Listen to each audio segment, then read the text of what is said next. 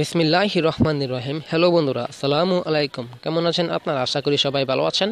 বন্ধুরা, আজকে টিউটোরিয়ালটি হলো বিকাশের একটি নতুন একদম লেটেস্ট একটি অপশন নিয়ে, ফিচার্স নিয়ে। তো বন্ধুরা, সেটা হচ্ছে অ্যাড মানি।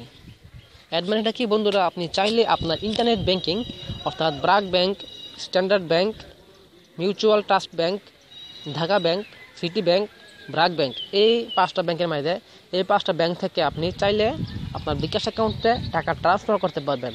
তবে এর জন্য বন্ধুরা আপনাদেরকে বিকাশ অ্যাপ থেকে কাজকর্ম করতে হবে। আপনি ডায়ালের মাধ্যমে অর্থাৎ *247# এইভাবে টাকা ট্রান্সফার করতে পারবেন না। আপনি এই যদি অ্যাড মানি করতে চান তাহলে *247# মধ্যে *247# এই অপশনে এই অপশনটা এখন চালু দেয় নাই, তারা বিকাশ অ্যাপ থেকে এই অপশনটাকে চালু করছে। তো বন্ধুরা, চলুন শুরু করি কীভাবে আপনারা অ্যাড মানি যুক্ত করবেন। প্রথমে আপনাদেরকে বিকাশ অ্যাপের মধ্যে প্রবেশ করতে হবে। এটা একদমই লেটেস্ট।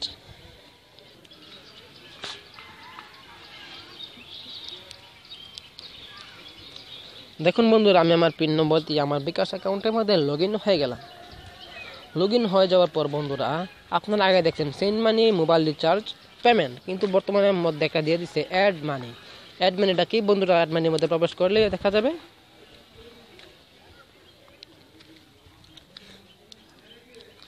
ব্যাংক টু বিকাশ। দেখছেন বন্ধুরা, ব্যাংক টু বিকাশ মানে এখানে একটা অপশন চালু রাখছে তারা। ব্যাংক টু বিকাশ, আপনি ব্যাংক থেকে বিকাশে আনতে পারবেন।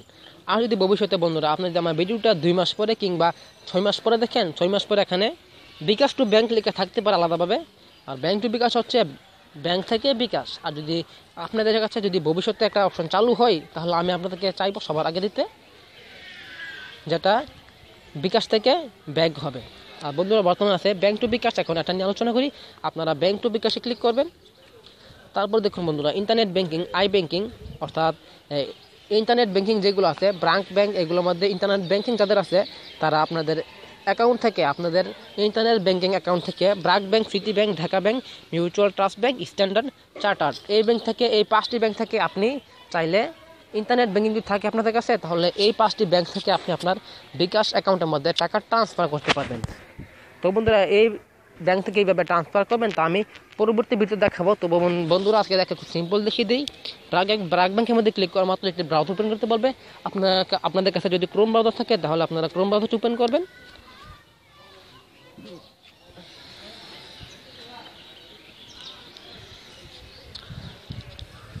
এখানে আপনি আপনার ব্র্যাক ব্যাংকের ইউজার আইডি এবং পাসওয়ার্ড দিয়ে লগ ইন করবেন। লগ ইন করার পর বন্ধুরা, আপনাদের কাছে কত টাকা ট্রান্সফার করতে পারছেন, আপনি কত টাকা আপনি ফ্রিতে করতে পারবেন। আপনি যদি চান 10,000 টাকা, তাহলে আপনি যত টাকা করতে চান আপনি সেখানে অ্যামাউন্টটা বসিয়ে আপনি টাকাটা আপনার বিকাশ অ্যাকাউন্টে আপনার ব্র্যাক ব্যাংক থেকে ট্রান্সফার করতে পারবেন। তো বন্ধুরা, আজকে ভিডিও এখন পর্যন্তই। এই নতুন অপশনটা নিয়ে আপনাদের কাছে আমি আজকে হাজির হয়েছি। তো বন্ধুরা, এই অপশনটা নিয়ে আমি পরবর্তী ভিডিও দেখবেন বন্ধুরা। ব্যাংক টু বিকাশ এই অপশনে একটা থাম্বনেল পাওয়া যাবে। এই থাম্বনেলের ভিডিওটা আপনারা দেখে নেবেন। এখানে সবগুলা ব্যাংকেরই, অর্থাৎ এই 5টা ব্যাংক আছে, সবগুলা পাঁচটা ব্যাংকেরই তথ্য কীভাবে আপনারা ইউজার আইডি পাসওয়ার্ড দিয়ে লগ ইন করবেন সকল প্রকার এখানে দেওয়া থাকবে। তো বন্ধুরা, আজকে এটা মূলত নতুন অপশনটা নিয়ে আলোচনা করা ছিল, আমি করে ফেলেছি। তো বন্ধুরা, আজকে আমি দেখে নিয়ে বেঁধে নিলাম বিকাশের সকল প্রকার অফার এবং সকল প্রকার টিউটোরিয়াল সবার আগে পেতে আমার চ্যানেলটাকে সাবস্ক্রাইব করুন এবং পাশে বেল আইকনটিতে ক্লিক করুন। তো বন্ধুরা, আজকে আমি দেখে নিয়ে বেঁধে নিলাম। পরবর্তী ভিডিওতে দেখা হবে। আসসালামু আলাইকুম।